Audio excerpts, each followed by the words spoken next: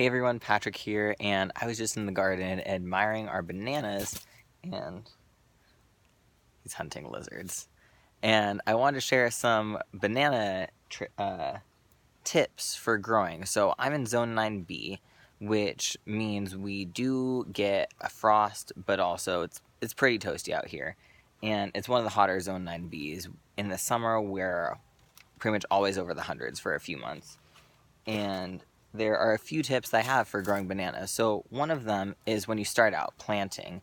First of all, if you're in a zone that does get a frost, you want to make sure you're getting a hardy variety.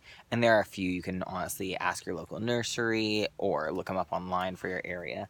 But one tip is plant them not too close to the edges of pathways, because essentially how banana grows is it'll send up one big main trunk, and it's technically not a tree. I want to say it's a shrub or something like that, but it'll send up one main trunk, but then every year it'll create a bunch of little shoots like these guys down here, right over here, and where is it, and right up there. It'll send out a bunch of shoots like that, and those are what will become the stems in the future, because essentially the first stem, the main one, it'll fruit and then it will never fruit again. It's a single long stem that puts out flowers, puts out fruit, and then if you want to, you can just cut it back because it's never going to produce again.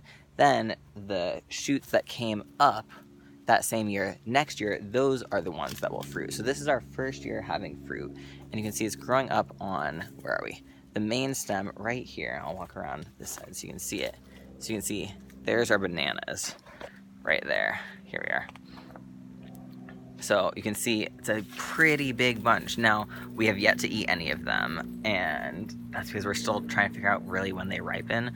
Some things I've read online say when they start to turn yellow. I believe this might be a red banana variety, so I'm just kind of waiting to see when the colors change. I picked one from right down here that had some color on it, and we're seeing if it'll ripen on the counter, but we'll see what happens there. But essentially that one main stem, so it's this stem right here, goes way up, arches over, and then that's where the banana is. There you go. That's where the bananas came from. So all of these other big stems around here, this guy, all of these are the ones that will produce next year. And then after that, it'll be these little guys right down, where are we? Right down, down there. You can see there's one coming up that's probably about 4-ish feet tall, almost 5. And then the year after that, it'll be these little pups down here. So we planted this one in winter of, let's see, it wasn't this past January, December, but maybe about a year and a half ago, and now it's fruiting. Like I said, these guys will fruit next year, and then the little ones will fruit the year after that. So number one, don't plant it too close to that path because it'll spread out like this.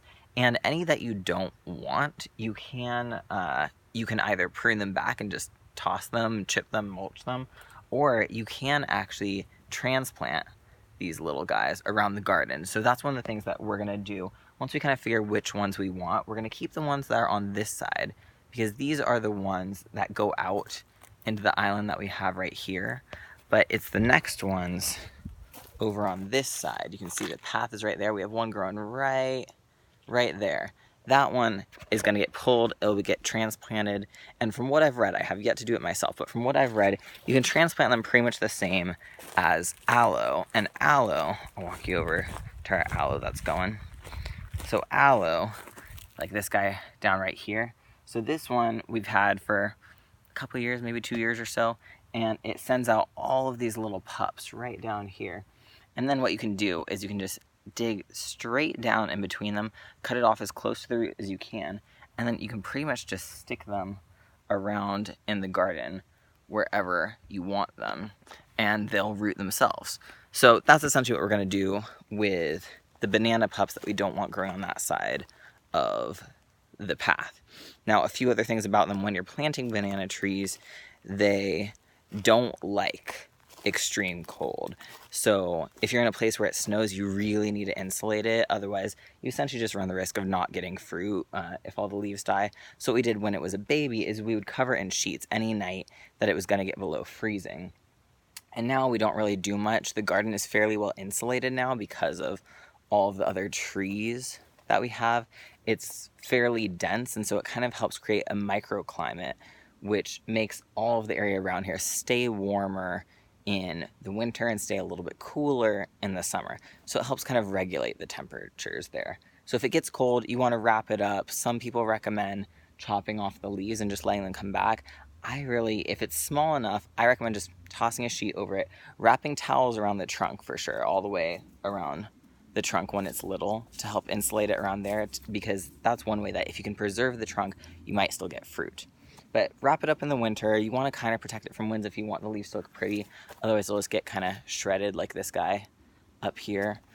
But in general, they're pretty easy to take care of. They do take a good amount of water, especially in a hot climate like this.